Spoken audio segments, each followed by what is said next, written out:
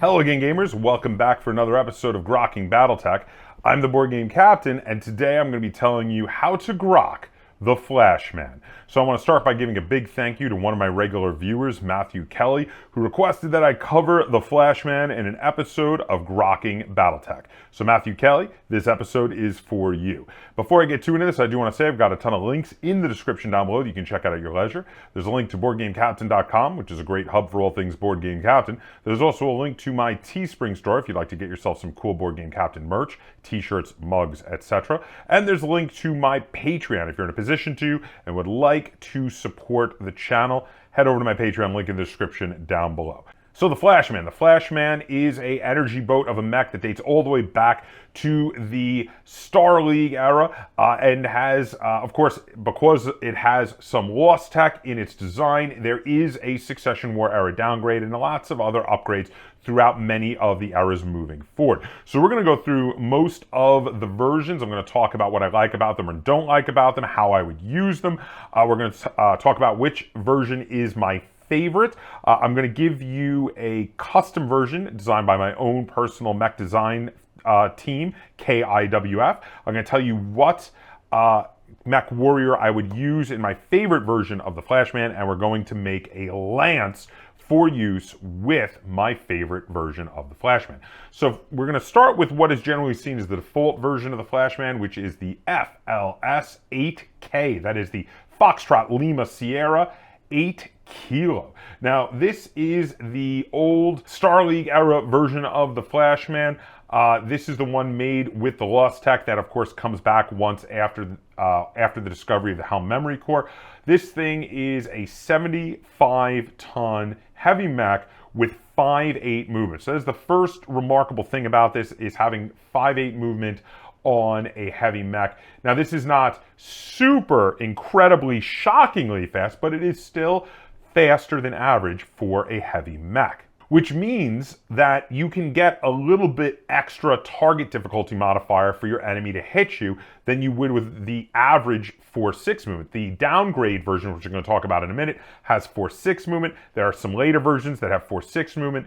The really big benefit of the 5/8 is that moving 5 hexes, if you don't do any turning, if you just literally walk 5 hexes, that gives you a +2 difficulty for your enemies to hit you, which is 1 step higher than the +1 difficulty of moving 4 hexes, which is the maximum walking speed of a 4/6 movement mech. In addition, running 8 gets you all the way up to a +3 difficulty, which you actually can do 1 turn in, because you only need 7 hexes to get that +3 difficulty, which again is +1 higher than the 6 movement +2 difficulty that you would have for the slower 4/6 movement versions of the Flashman or other average heavy mechs that move at that 4/6 movement.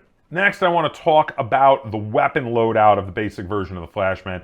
This thing has a crazy amount of energy weapons. We've got 3 large lasers mounted on the Flashman, 1 in the right arm, 1 in the left arm, and 1 in the center torso to have them very evenly spread out. Then we have a total of 5 medium lasers, one of which unfortunately is facing backwards. It is in the left torso facing backwards, but the other 4 are all facing forwards. And then it also has a flamer and a anti-missile system. The flamer's okay if you want to deal with infantry, but with how fast this thing can move, you should be able to maneuver around those short-range infantry and not really need the flamer. The anti-missile system also is one of those things where it feels to me like it's okay for dealing with incoming missiles, but at the same time, it means you have ammo that could explode in this mech, which is kind of an Achilles heel for it, because they put the ammo for the anti-missile system in the right torso, and this is a mech with an extra light fusion engine, so if you do lose that right torso, you will lose the mech. So it's sort of an Achilles heel that it didn't need to have, in my opinion. I actually would have not given it the anti-missile system, but all of those lasers are great. This is a fantastic mech for strafing, and in fact, when strafing, you could keep your right torso away from the enemy, make it less likely for it to be hit. You could strafe around the right flank, torso twisting to the left and firing off all of those lasers at the enemy. Not all of them, but a good amount of them, if you will. And if you can keep your distance and keep your speed up, you can make it fairly hard for your enemy to hit you with their return fire. Now, in regard to not all of them, but most of them, you have 15 double heat sinks for a total of 30 heat sinking capacity. Now, the thing is, those large lasers cause 8 heat. And again, you have 3 of them, which means you have a total of 24 heat from firing all 3 large lasers. If you run, you're up to 26 of that 30 possible heat. If you walk, you're only at 25 though, and you can still fire off a few of those 3 heat causing medium lasers. But if you fire off everything with this thing, it will overheat a bit. If you continue to alpha strike with it, and when I say alpha strike, I'm not including the rear laser, which is rarely going to be used, you will overheat quite a bit and could cause this thing to shut down. Now, in the armor category, this is another place where armor is a little bit strange in how it is divided. You've got 9 in the head, you have 25 in the center torso, 22 on each side torso, 24 in the arms, 27 on the legs. It's not bad, but it has an exceptional amount of armor on the rear torso. So it's got 16 on the center rear torso and 10 on each side rear torso, which is a little strange for a mech that is as fast as this is, and also has a weapon facing the rear. I kind of feel like it has enough armor to not bother with a weapon facing the rear, because it's almost as well armored as, say, like an Awesome or something that is legendarily well armored in the rear. But in reality, it might have been better to reduce a little of that armor on the rear and put some more on the front.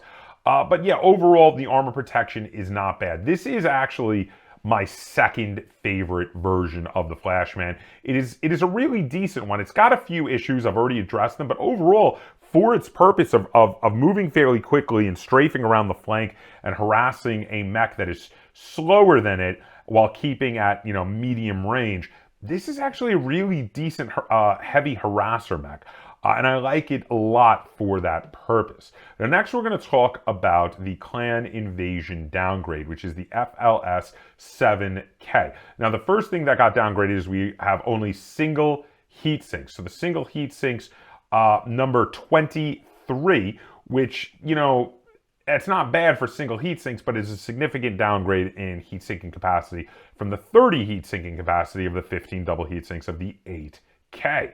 It did manage to keep all of the armor the same, but a big way that they were able to free up weight in keeping the armor the same and actually keeping a fair amount of heat sinking capacity is they had to reduce the size of the engine, bring it down to a 4.6. Now, 4.6 movement is more in line with most heavy mechs. It's really nothing to complain about, but you do lose that extra point of difficulty to hit it both when walking at its full capacity as well as running at its full capacity. Now, for its weapon loadout, it took another hit here. You still got the flamer, you still have the 5 medium lasers, 1 facing rear, but you had to downgrade to only 2 large lasers. This one is a significant downgrade.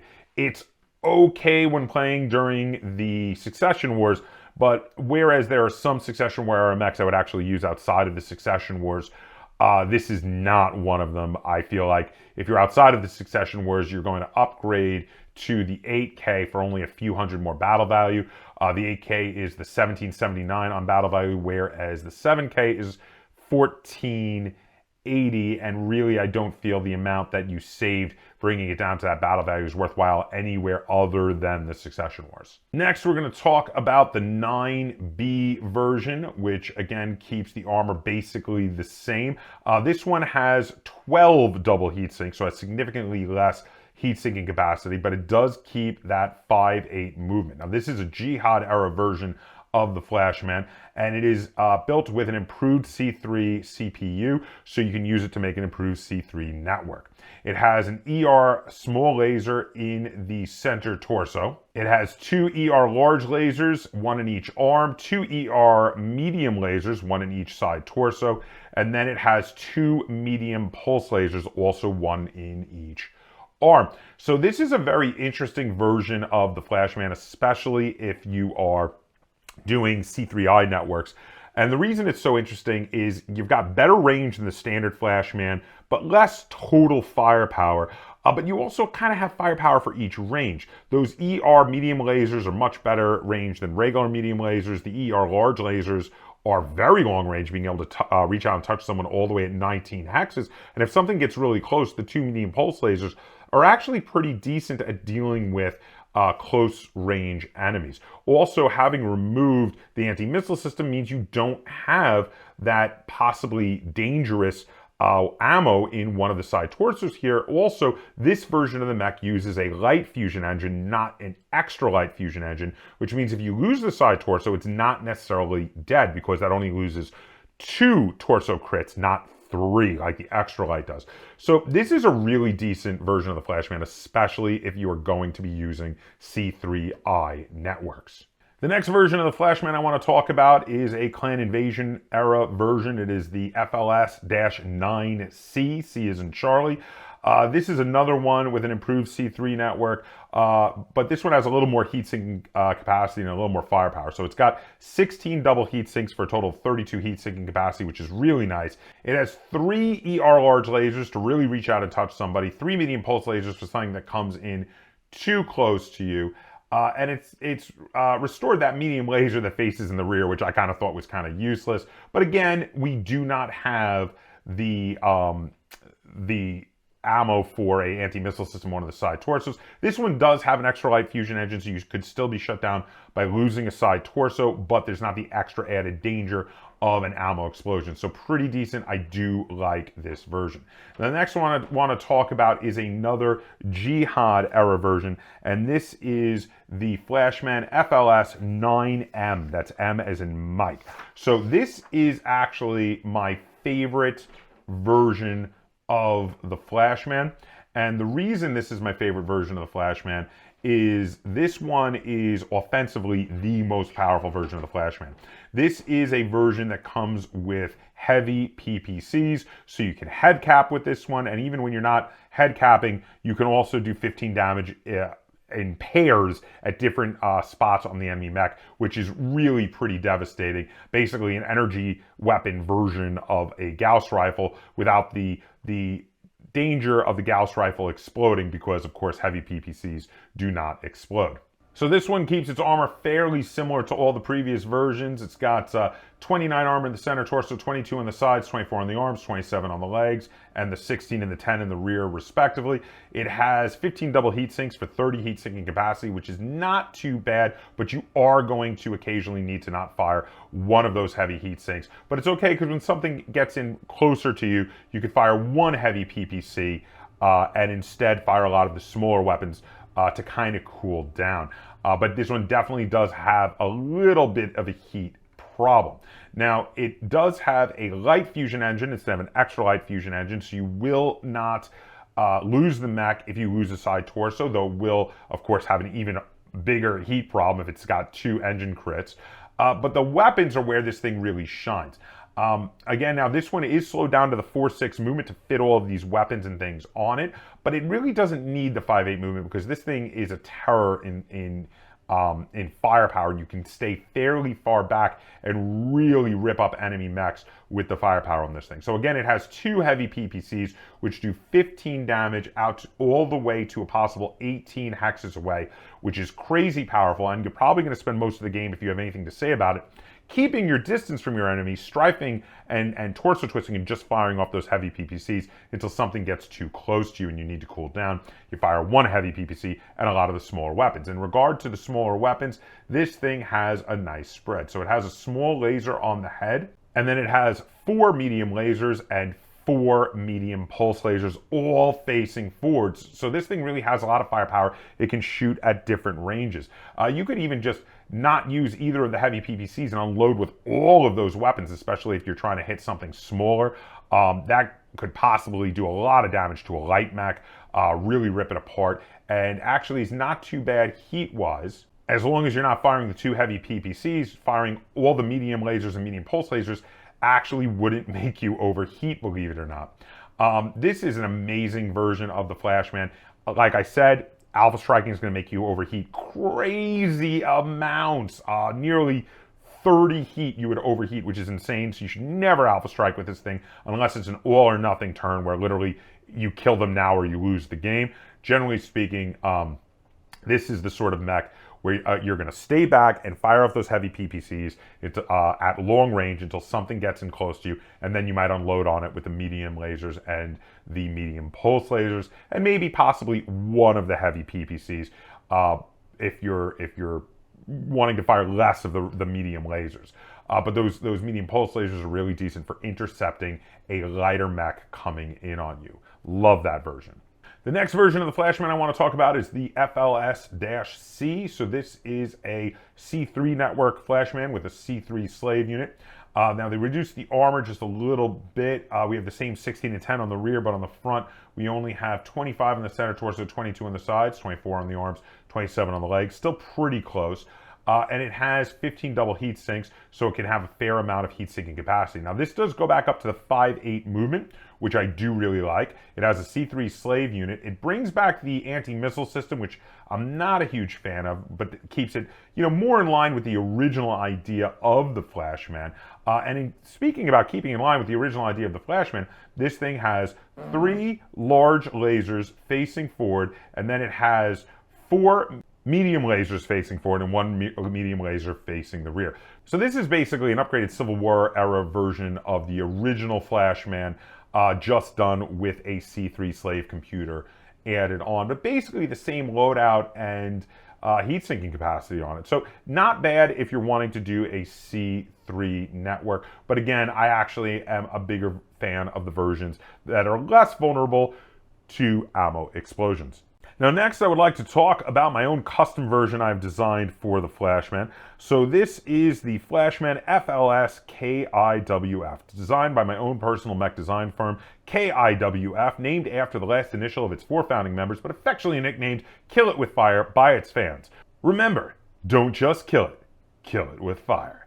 So this is a redesign of the original Star League version, meant to be a clan invasion redesign by KIWF, with an attempt and a focus on improving the heat sinking capacity of that version, because it would crazy overheat if you use the 8K to fire everything. And also it would it has a fair amount of vulnerability because of the ammo in the side torso. So the idea here was to bring down the vulnerability. It also had a lot of vulnerability because it was using an extra light fusion engine.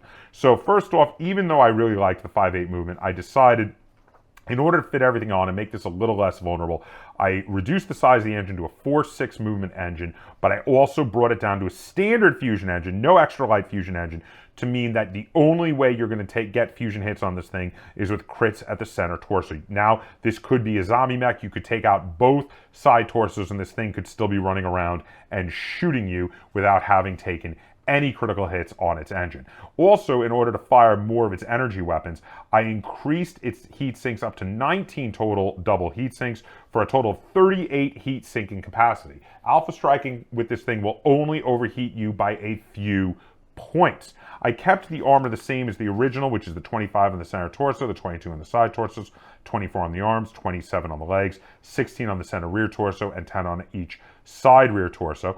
The weapons I kept mostly the same, except that I turned the medium laser around to face the front, I took off the flamer, and I removed the anti-missile system and the anti-missile system ammo, which means facing front you have 3 large lasers and you have 5 medium lasers. And if you fire all of those and run, you will only overheat by 3 points, which means that you can run with this thing and fire off all its weapons in a full alpha strike and really not worry that much about it. The next turn you could just still run if you're trying to keep your speed up, but maybe not fire a couple of the medium lasers and you'll cool back down.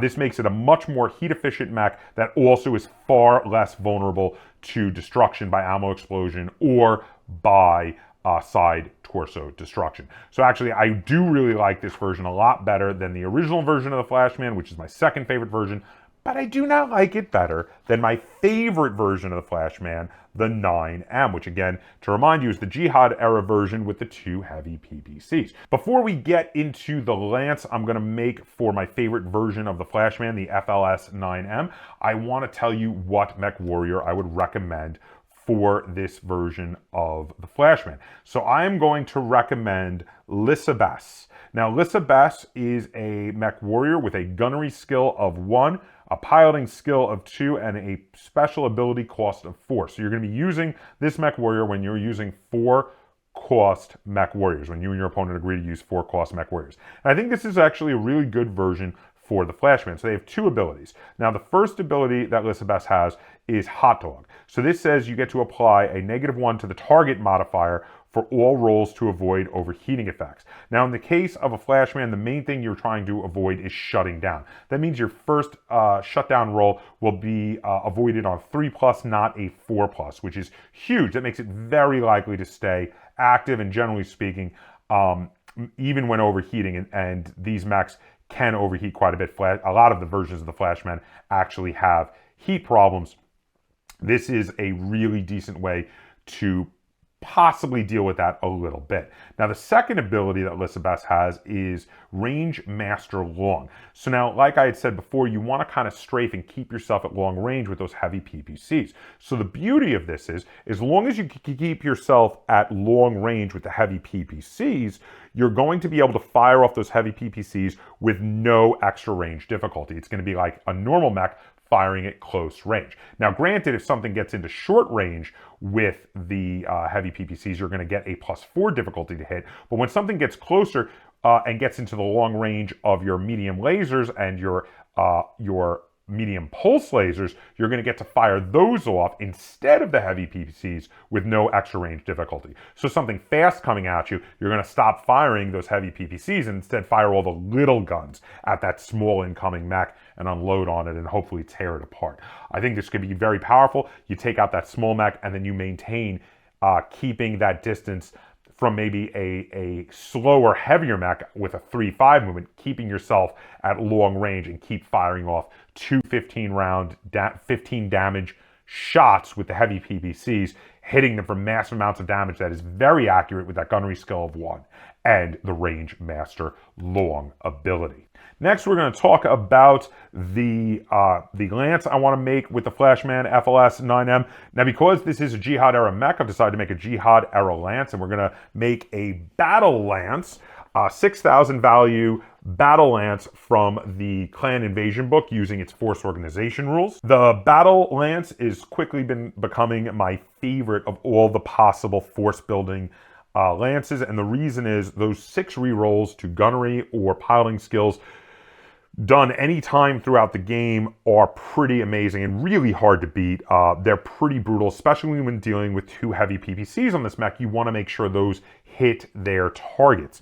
So the requirements for this lance are that 50% of the lance must be either heavy or heavier. We have a heavy mech and a assault mech in this lance, and at least 3 units in this formation must also possess any combination of brawler, sniper, and skirmisher, and we do fulfill that, including with the Flashman. It is one of the 3 mechs that fulfills those requirements. So again, we're using the Flashman 9M with its 2 heavy PPCs, and we're going to use it just like I had described with Lissa Bess as the mech warrior in this version of the Flashman. You're going to try to maintain it at long range, and if something gets too close to you, when you get to the long range of the medium lasers and the medium pulse lasers, you're going to unload on it with its smaller weapons, kill it, and then try to maintain that long range against the other enemies. Now, as a second fairly long range mech that might move a little closer and try to get to medium range and also try to, draw attention to it and keep the attention away from the Flashman, we have an awesome AWS 9Q. Now, the AWS 9Q is fantastic for this lance for a number of reasons. The first one of which is it has 4 PPCs on it. Now, this is the mech you're most likely going to give the boost in stats to from your opponent's mech warrior, because you want to be able to hit fairly accurately with those 4 PPCs. They do a lot of damage, and if you target the same mech that you're hitting with the 2 heavy PPCs on the Flashman, that's 4 chances to find the same spot, tear right through and get into that internal structure and possibly do some crits. In addition, this mech has a Guardian ECM suite on it, so you when you're getting in front of your Flashman with this mech, the Awesome can break up C3 networks. It can also mess with Artemis 4 fire control systems, etc. The Guardian ECM suite can be very valuable in that regard. Next, we have a couple of mechs that are going to get much closer to the enemy, again, trying to help keep some distance between your Flashman and the enemy. So first we have a Succession War era Hunchback that I think is totally fine to take in any era. Because it is a really decent version of the Hunchback. And this is the one generally referred to as the Swayback. It is the Hunchback with all of the medium lasers. So this thing has a 4/6 movement. It's going to be using that to get close, not to strafe. And it comes equipped, of course, with 8 medium lasers and 1 small laser. And 23 double heat sinks. It also has a fairly decent armor loadout with its 26 center torso, 20 on the sides, 16 on the arms, 20 on the legs. This is going to draw a lot of fire and keep it off your more expensive mechs, while also being quite a danger itself, especially because all those medium lasers could really be used to find the holes made by those heavy PPCs and get those crits. Next, we have a second strafing mech. Can get a little closer than your Flashman will, but probably strafing around the other side, getting closer and causing some distractions. And this is the Wolfhound WLF-4W. This is a Jihad era version of the Wolfhound, classified as a sniper, and it has 3 light PPCs and an ER medium laser and an ER small laser. Everything but the ER small laser can stay fairly far back. After all, the light PPCs have a long range of 18 hexes and a medium range of 12, making them very good at hitting and finding those holes made by the heavy PPCs to do their damage. This mech also has 10 double heat sinks to stay cool. And at that 6/9 movement, if you're able to stay at about 12 hexes away from your enemy while moving at least 6 hexes every turn, you're going to be fairly difficult to hit strafing in the other direction, or maybe even in the same direction as your Flashman. So that's it. That is the lance that I designed for my favorite version of the Flashman. Tell me in the comments down below, which version of the Flashman is your favorite? Is there one I kind of glossed over, one I overlooked that you really like? Let me know in the comments down below.